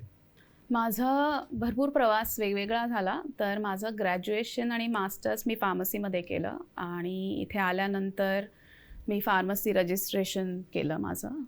तर 8-1 वर्ष मी हॉस्पिटल फार्मसीमध्ये काम केलं आणि then something was missing. I didn't kind of like, कारण माझं भारतातलं जे सगळं एक्सपिरियन्स होता that was as a research associate, तर ते इथे मला नाही मिळालं त्या काइंड्स ऑफ अपॉर्च्युनिटीज. तर आणि लहानपणापासून बिझनेसची खुमखुमी होती. का होती माहीत नाही, खरं आमच्याकडे वडिलांनी थोडंफार कन्सल्टिंग केलं असलं तरी असं नव्हतं, पण मला माझं स्वतःचं हवं असं कुठेतरी होतं. तर त्या हट्टापायी पहिल्यांदा रिअल इस्टेटमध्ये थोडी उडी मारून बघितली. 2-2.5 वर्ष मी रिअल इस्टेटमध्ये काम केलं आणि फार्मसीत पण काम केलं. असं मी त्यावेळी, हो मेलबर्नमध्ये. मी त्यावेळी ऑलमोस्ट म्हणजे संडेला पण जॉब करायचे असा तो पिरियड होता. पण then somehow I ended up buying franchise called quick copy. आणि आता 2019 पासनं माझं स्वतःचं बिझनेस आहे प्रिंटिंगचा. So we are into like large format printing as well as normal business printing. So 9 to 5 किंवा थोडं जास्त printing is my bread and butter. आणि अलॉंग विथ दॅट बाकी खूप साऱ्या गोष्टींमध्ये इन्व्हॉल्वमेंट असते. हौशी कलाकार सगळीकडे प्रेझेंट असतो. नाही, तुझ्या हौसेबद्दल आम्हाला चांगलं माहिती आहे. मी वेगवेगळ्या कुठेही जर इथे आदिती कीर्तने हे नाव खूप कॉमन असतं. मग ते नाटक असो, सिनेमा असो, जेन्युइनली नाईस पर्सन म्हणून ओळखलं जाते ना, मी झालं. सो थँक्यू व्हेरी मच की आमच्या प्रेक्षकांना आम्हाला हेच सांगायला आवडेल की IT मध्ये काम करणारे, फायर फायटर म्हणून काम करणारे, बँकेत काम करणारे, क्लाउड प्लॅटफॉर्म म्हणून काम करणारी मंडळी आपल्या शोवरती आलेली आहेत, स्वतःचा बिझनेस रन करणारी आहे आणि एवढं सगळं करूनही ते कम्युनिटीसाठी पौरोहित्य काम करतात. ऑस्ट्रेलियन हिंदू कम्युनिटीची आधी ती प्रेसिडेंट म्हणून आहे आणि त्यांनी दत्त यागासारखा एक प्रचंड मोठा ॲम्बिशियस प्रोजेक्ट हाती घेतला आणि तो सक्सेसफुली कंप्लीट केला. आणि त्यांच्याशी गप्पा मारताना आम्हाला अजून जास्त प्रोत्साहन मिळाले की आम्ही आणि आमच्यासारखे अजूनही बरीच मंडळी जर ज्यांना ह्या अशा कार्यक्रमांना जोडून घ्यायला आवडेल त्यांनी प्लीज यांना रीच आउट करा. आणि आमच्या माध्यमातून आम्ही हाच एक मेसेज द्यायचा प्रयत्न करत आहोत की ऑस्ट्रेलियासारख्या देशात एका लकी कंट्रीमध्ये तुम्ही आलेला आहात. तुम्ही फक्त 9 to 5 वरती स्टिक राहू नका. तुम्हाला ऑपॉर्च्युनिटी आहे, भरपूर तुम्हाला काही करण्याची तुम्हाला संधी मिळू शकते. तुम्ही अशा दिग्गज लोकांना संपर्क करा. आणि एवढं बोलून मी थांबतो. आणि तुम्हाला जर काही सांगायचं असेल, मेसेज द्यायचा असेल, मेंटल आणि स्पिरिच्युअल हेल्थ इग्नोर करू नका असं मी सांगेन. ट्रेडिशनली आपल्याकडे आपण काहीतरी मिळवण्यासाठी पूजा करतो, त्यापेक्षा आपलं कर्तव्य भावाने पूजा किंवा रिच्युअल्स करण्याचा प्रयत्न करा. त्यातली भीती काढून त्यात अवेअरनेस आणि वाय आणि लॉजिक समजून घेण्याचा प्रयत्न करा असं मी सांगण्याचा प्रयत्न करेन. म्हणजे यागाचं ते उद्दिष्ट नक्कीच होतं. मी असं एवढंच सांगेन की आपण म्हणजे मी ना हे अॅनालॉजी नेहमी देते की जसं मुलगी लग्न होऊन येते तिच्यासाठी आपलं माहेर आणि सासर हे दोन्ही तेवढंच प्रेमाचं असतं, राईट. तसंच आपण आपला देश सोडून, आपली मायभूमी सोडून आपल्या कर्मभूमीत आलेलो आहोत. तर मी इथल्या लोकांमध्ये हा डिलेमा खूप बघते की ऑस्ट्रेलियामध्ये येऊन नोकरी करून एस्टॅब्लिश व्हायला आवडतं, पण कुठेतरी ऑस्ट्रेलिया हा माझा देश आहे हे ॲक्सेप्ट करायला लोक अजूनही हेजिटंट आहेत. पण त्याच्यामुळे ना ती जी कन्सेप्ट आहे ना घर का ना घाट का, ही परिस्थिती आपली होते. सो हे जर ह्याच्यातनं जर बाहेर पडायचं असेल ना तर आपल्याला पहिल्यांदा स्वतःला हे पटवून देणं गरजेचं आहे की आपण आता, तुम्ही जर सिटिझन असाल तर आपण ऑस्ट्रेलियन हिंदूज आहोत, ही आपली खरी आयडेंटिटी आहे. ऍब्सोल्युटली. आणि हिंदू होण्यासाठी भारतीय असणं आवश्यक नाहीये. नाहीये. म्हणजे बालीमध्ये आणि मलेशियामध्ये आणि इतर ठिकाणी हिंदू राहतातच आहेत. सो ते आपल्याला समजून घ्यायला जरा अवघड आहे आता, कारण आपण कधी बघितलंच नाही. आपली ऑस्ट्रेलियाची. तर हा डिलेमा सोडून खरंच चांगल्या आणि शुद्ध मनाने ऑस्ट्रेलियन हिंदू व्हा. आणि आपल्या समाजासाठी भारताचंही प्रेम, जसं मी म्हटलं माहेर कधी सुटत नाही तसं भारत कधी सुटणार नाही, पण ऑस्ट्रेलिया देशाला आपला समजून त्याच्या प्रोग्रेससाठी आपण काय केलं पाहिजे ह्याचा, देशाची प्रगती झाली की आपली प्रगती होणार. सो तो अप्रोच ठेवला पाहिजे, एवढं मी सांगेन. मी असं म्हणेन की आपण समाजापासून अलिप्त राहत नाही, आपण त्या समाजाचा एक भाग होऊन राहतो. त्यामुळे समाजाकडनं आपल्याला प्रत्येक वेळी काही ना काहीतरी मिळत असतं, कोणत्या ना कोणत्या स्वरूपात मदत मिळत असते, कोणी आपल्यासाठी उभं राहत असतं. म्हणून तेवढंच आपलं कर्तव्य आहे समाजाप्रती की मी समाजासाठी काहीतरी करायला पाहिजे आणि माझ्या कम्फर्ट झोनच्या बाहेर जाऊन ते मी केलं पाहिजे. कारण कम्फर्ट झोनमध्ये राहून कधीच सामाजिक कार्य होत नाही, हे सगळ्यांना माहिती आहे. म्हणजे इव्हन फायर फायटिंगमध्ये सुद्धा मी रात्री अपरात्री कॉल अटेंड करतो किंवा वीकेंडला कॉल अटेंड करतो जेव्हा माझा घरी वेळ पाहिजे. म्हणजे कम्फर्ट झोन नाही आहे. त्यामुळे हे जे देणं आहे ना समाजाला, हे प्रत्येक वेळा हे कंटिन्युअस प्रोसेस आहे. कारण जोपर्यंत तुम्हाला मिळत राहत आहे तोपर्यंत तुम्ही ते देणं अपेक्षित आहे. त्यामुळे हे मात्र मी एवढं एक सांगेन की तुम्ही समाजाला देत राहा, म्हणजे तुम्हाला तेवढेच समाजाबरोबर तुमची आपुलकी टिकून राहील आणि तुम्ही समाजाचा एक रिस्पेक्टेड भाग म्हणून राहू शकता. Thank you very much Shripad, Sanket, and thanks to you for organizing this wonderful chat आणि for the opportunity to reach out to the bigger community. Thank you आल्याबद्दल आणि आमच्याशी मनमोकळेपणाने गप्पा मारल्याबद्दल, दत्त यागाबद्दल माहिती दिल्याबद्दल, ऑस्ट्रेलियन हिंदू कम्युनिटीबद्दल माहिती दिल्याबद्दल तुम्हाला पुढच्या प्रवासासाठी खूप खूप शुभेच्छा. आणि परत आपण भेटत राहूया. नक्कीच. Signing off from Borkars media, talk kaleidoscope, telling stories and spreading smile. Thank you. योनिरा भ्रूणस्वरूपा